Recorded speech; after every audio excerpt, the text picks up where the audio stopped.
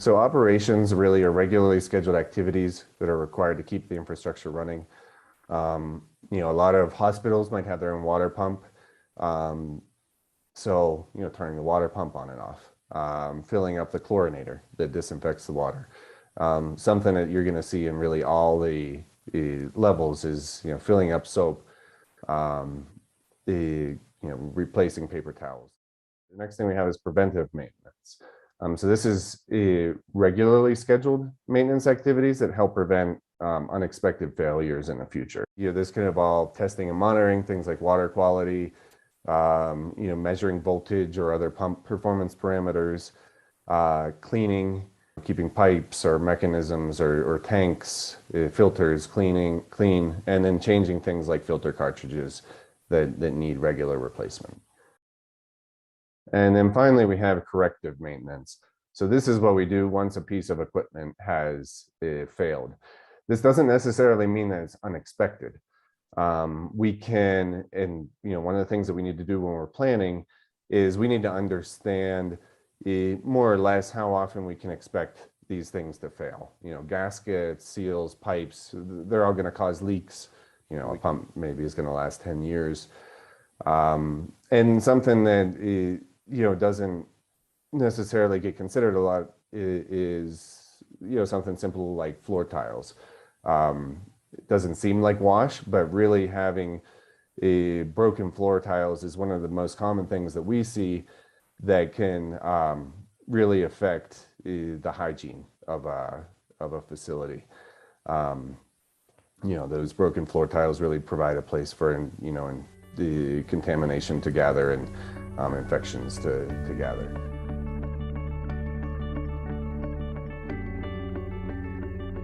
So without operation and maintenance, all of our infrastructure would eventually stop working. However, new construction is often prioritized over operations and maintenance. People often don't see operations and maintenance, but that's if you have a bridge and you repair it, nobody sees that. But if the bridge falls in disrepair and you have to build a new one, people see that, people notice.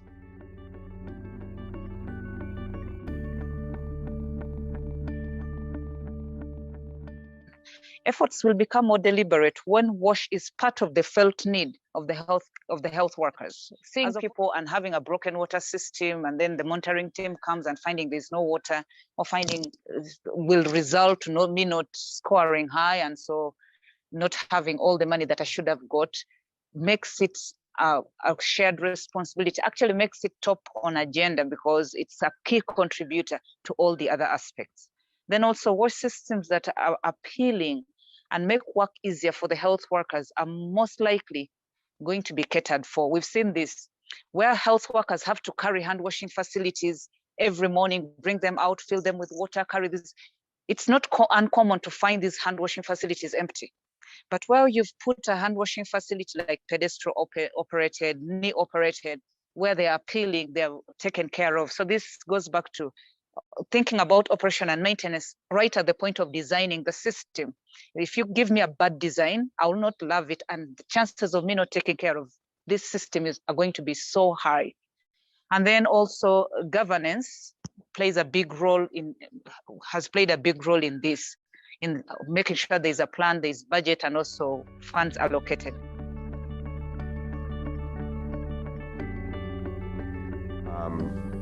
We need to include planning from the start, whether that's a new facility where in that case planning is maybe a little bit simpler, or most cases are repairs or upgrades.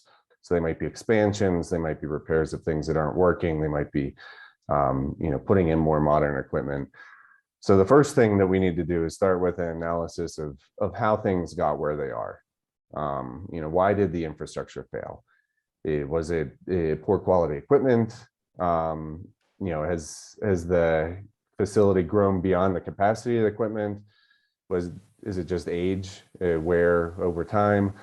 Was there some sort of barrier to maintenance? You need to ask all these questions and work with all the stakeholders to develop a plan for how to avoid repeating this, and also a commitment to follow through on that plan.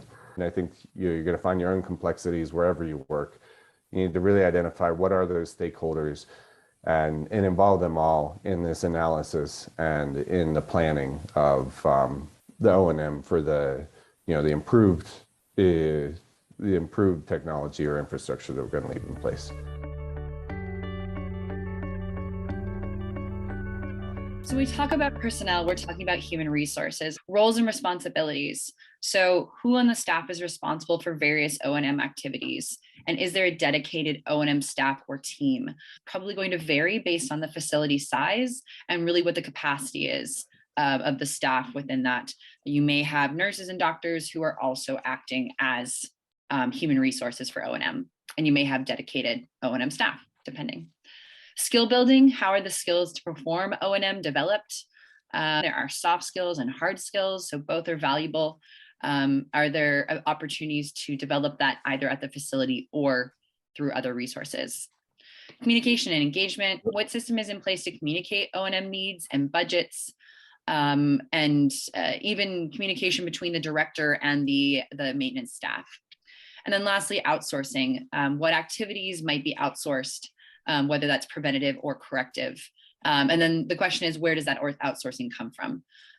Is that contracting a cleaning service in the community, or do you have to source somewhere further? Yeah, these are the costing components that must be considered for ensuring sustained WAS services. There are 6 elements here. The first is the initial capital expenditure. The second is costing for operation and maintenance, called OPEX. That also covers regular minor repair cost. The third is rehab and renewal cost. The fourth is cost of capital, such as interest on loans. And the fifth and the sixth cover direct and indirect support cost. Costs such as for monitoring, policy development, planning, capacity development, regulation, etc. Here we are showing calculation of annual repair cost and functionality.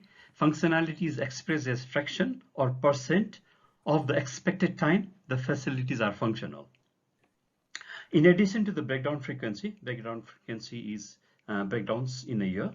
Functionality is related to time needed to address the breakdown, and the yearly repair cost is related to the cost of each repair. And finally, this is a new element we are working on while developing costing framework within operation and maintenance policy development. We realize the relevance of linking functionality with coverage and usage.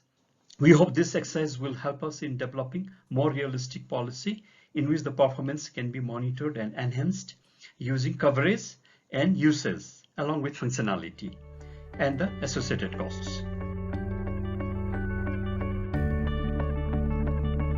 Making WASH a key pivot to performance that is tagged to funding will ultimately result into the duty bearers paying attention to the functionality and operation of these WASH in healthcare facility systems.